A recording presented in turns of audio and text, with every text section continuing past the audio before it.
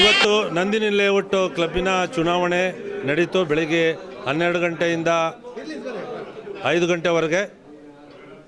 ಈ ಒಂದು ಚುನಾವಣೆಯಲ್ಲಿ ನಾನು ಅಂದರೆ ಡಾಕ್ಟರ್ ಶ್ರೀನಿವಾಸ್ MS ಪ್ರೆಸಿಡೆಂಟಾಗಿ, ನನ್ನ ಜೊತೆಗೆ ವೈಸ್ ಪ್ರೆಸಿಡೆಂಟಾಗಿ ಬಾಬು ಮೊಯ್ಲಿ, ಸೆಕ್ರೆಟರಿಯಾಗಿ ಗುರುಚರಣ್, ಜಾಯಿಂಟ್ ಸೆಕ್ರೆಟರಿಯಾಗಿ ಸಂಜಯ್ ಜಾಗರ್ಕಲ್, ಟ್ರೆಜರರ್ ಆಗಿ ಅಶೋಕ್ ಕುಮಾರ್, ಜಾಯಿಂಟ್ ಟ್ರೆಜರರ್ ಆಗಿ ರವಿಕುಮಾರು, ಇದ್ರ ಜೊತೆಗೆ 10 ಸದಸ್ಯರುಗಳು ಆಯ್ಕೆ ಮಾಡಿದ್ದಾರೆ ನಮ್ಮ ಕ್ಲಬ್ಬಿನ ಮೆಂಬರ್ಸ್ಗಳು. ಅವ್ರಿಗೆ ಹೃತ್ಪೂರ್ವಕವಾದ ವಂದನೆಗಳು. ನಮಗೆ ಇದು ಒಂದು ಚಾಲೆಂಜನ್ನು ಕೊಟ್ಟಿದ್ದೀರಾ.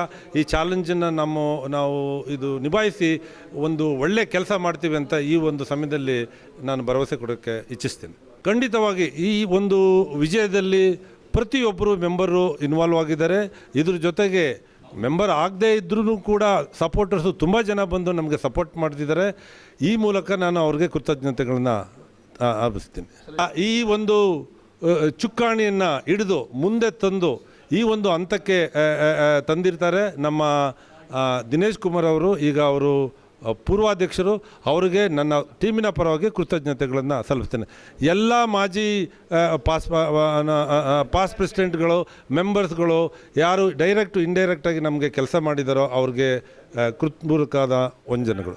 ನಮ್ಮ ಮೊದಲನೇದಾಗಿ ನಮ್ಮ ನಂದಿನಿ ಲೇಔಟ್ ಕ್ಲಬ್ನ ಎಲ್ಲ ಸದಸ್ಯರಿಗೂ ಕೂಡ ನಾನು ಧನ್ಯವಾದ ಹೇಳಲಿಕ್ಕೆ ಇಚ್ಛೆಪಡ್ತೀನಿ.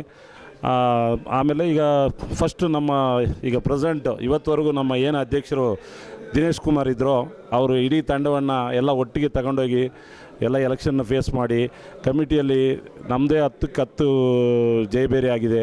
ಆಮೇಲೆ ಅಧ್ಯಕ್ಷರು ಕೂಡ ಡಾಕ್ಟರ್ ಶ್ರೀನಿವಾಸ್ MS ಅವರು ಅಧ್ಯಕ್ಷರಾಗಿದ್ದಾರೆ.